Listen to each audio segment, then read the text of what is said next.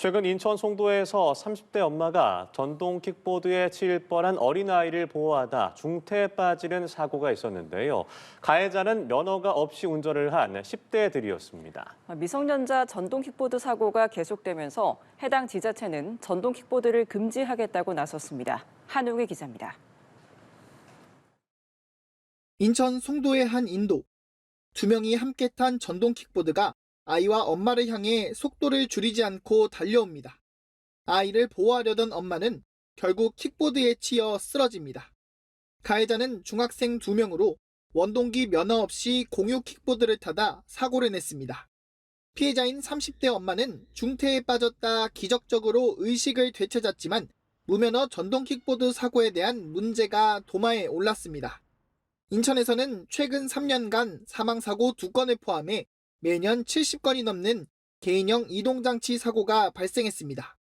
지난해 기준 미성년자 사고는 40%를 차지해 전체 연령대 중 가장 높게 나타났습니다. 10대들의 전동 킥보드 사고가 계속되면서 연수구는 학원가 등 유동인구가 많은 지역을 킥보드 없는 거리로 지정하겠다고 선언했습니다. 관련 조례 개정안도 입법 예고했는데 구청장이 개인형 이동장치 통행 금지 도로를 운영할 수 있게 한다는 게 핵심입니다. 킥보드 이 대여 업체들에 대한 지도 감독 권한이 구청장한테 없다라는 겁니다. 앞으로 이런 것도 허가제로 해서 송도 학부모들을 중심으로는 킥보드를 전면 금지해달라는 서명 운동도 이어지고 있습니다. 6일 만에 4,000명이 넘는 학부모들이 킥보드 퇴출 서명에 동참했습니다. 시민 의견들의 거의 90%는 아예 킥보드 자체를 없애달라는 의견들이 되게 많습니다. 전국적으로 이거에 공감하시는 그런 분들과 함께 연대해서 한편 마포구와 서초구 2개 구간에 킥보드 없는 거리를 시범 운영 중인 서울시는 최근 해당 지역 시민 98%가 킥보드 없는 거리 확대에 찬성한다는 설문조사 결과를 밝히기도 했습니다. 연합뉴스TV 한웅입니다. 최근 인천에서 중학생들이 탄 전동 킥보드에 아기를 지키려던 엄마가 치여 중태에 빠지는 안타까운 일이 있었는데요.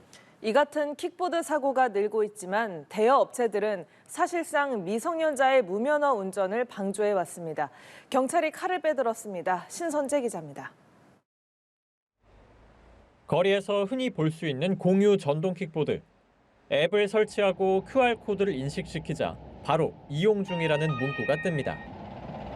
운전면허증은 등록하지 않은 상태인데 킥보드 잠금이 풀릴 때까지 면허증을 등록해야 한다는 안내는 보이지 않습니다. 원래 원동기나 자동차 운전면허증이 있어야만 탈 수 있지만 대여 과정에서 확인 요구가 전혀 없는 겁니다. 또 다른 업체의 킥보드는 면허 등록 절차는 있지만 건너뛰어도 이용에 전혀 문제가 없습니다. 개인형 이동장치 무면허 운전은 최근 크게 늘어나는 추세. 특히 지난해 적발된 3만 5천여 건 가운데 약 55%는 운전자가 19세 이하로 뺑소니 역시 10대가 절반이 넘습니다. 최근 인천에서 무면허로 전동 킥보드를 몰다 30대 여성을 치어 중태에 빠뜨린 것도 중학생 2명이었습니다. 대여 업체들은 그동안 이용자의 운전면허증이나 원동기 면허증을 확인하지 않고도 법적 책임을 피해왔는데 이젠 상황이 달라집니다. 경찰은 앞으로 운전면허 확인을 소홀히 한 업체에 대해서는 무면허 운전 방조 행위 적용을 적극 검토하겠다고 밝혔습니다. 형법상 방조 행위가 인정되면 이전과 달리 벌금형 처벌이 가능해집니다. 뺑소니 사고의 상당수가 또 청소년을 차지하고 있는데 그거를 익히 알고 있으면서 어떠한 노력도 기울이지 않는 거는 정말로 저는 잘못했다고 보거든요. 국회에선 업체의 면허 확인을 의무화하는 입법이 추진 중인 가운데 경찰은 업체의 협조를 당부하는 한편 무면허 운전 적극 단속에도 나설 예정입니다. 연합뉴스TV 신선재입니다. 지난해 경기 고양에서 최근 인천 송도까지 무면허 10대들의 전동 킥보드 사고가 잇따르고 있습니다. 전동 킥보드 공유 업체들은 면허를 확인할 법적 책임이 없다며 뒷짐만 지고 있는데요. 오히려 학교 주변으로 킥보드 배치를 늘리는 경우도 있습니다. 차승은 기자가 업계 관계자들을 만나봤습니다. 2020년 초 전동 킥보드 공유업체 가맹 사업에 뛰어든 A씨. 당시 전동 킥보드 대여 사업은 청소년들의 이용률이 높아 뜨는 사업으로 불렸지만 이후 사고가 잇따르며 사회적 문제가 됐습니다. 업체들은 면허 인증 시스템 도입, 야간 속도 제한 등 안전조치를 함께 시행하기로 했는데 일부 업체는 이를 거부했고 얼마 안 가 협회도 탈퇴했습니다. 근데 어느 순간 보니까 어린 친구들이 막 타고 다니는 거예요. 그래서 확인을 해보니 면허 인증을 쏙 뺐더라고요. 오히려 이를 기회 삼아 공격적인 영업을 이어갔습니다. A상 학교 앞에는 배치를 안 한다거나 그렇게 영업을 했었는데 같은 경우는 그냥 아예 뭐 대놓고 학교 앞에 쫙 진열을 해서 타게끔 한다거나. 일부 업체의 이탈에 다른 업체들도 하나둘 안전조치를 해제했습니다. 물거품이 돼버린 업계의 자정 노력. 사고 소식이 들려올 때마다 A씨는 죄책감을 느꼈습니다. 안타깝죠. 사고도 많이 일어나고 그 사고가 큰 사고로 이어지는 것들을 보면 굉장히 안타깝죠. 하지만 일부 업체들은 사고가 나도 법적 책임이 전혀 없다며 가맹점주를 모집하고 있습니다. 안타까운 일이다까지지 그거에 대한 법적 책임이나 이런 건 파트너 대표님 혹은 본사조차도 없습니다.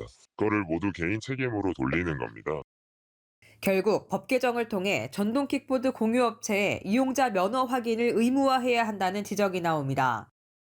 전동 킥보드 사고는 플랫폼의 안전 책임 부재가 부른 참사입니다.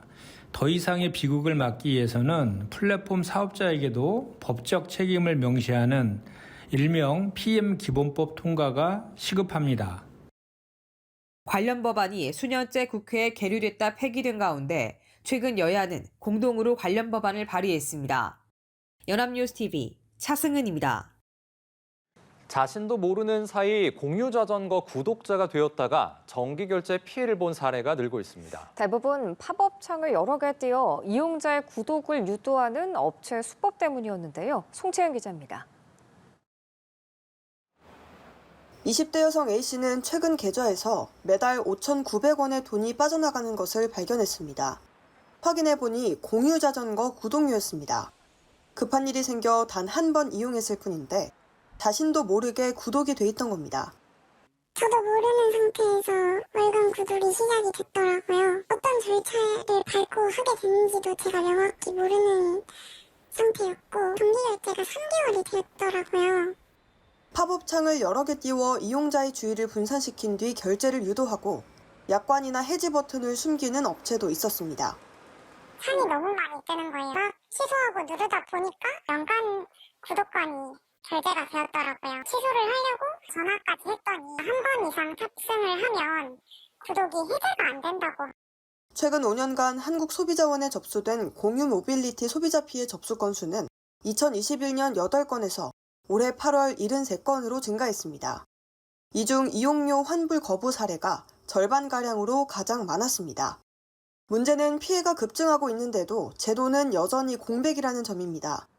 현재 공유 모빌리티는 운송업이 아닌 디지털 플랫폼 서비스로 분류돼 결제와 해지 기준이 불명확합니다.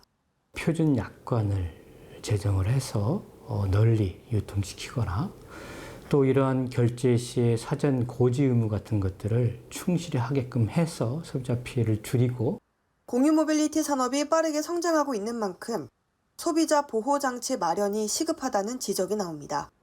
연합뉴스TV 송채은입니다.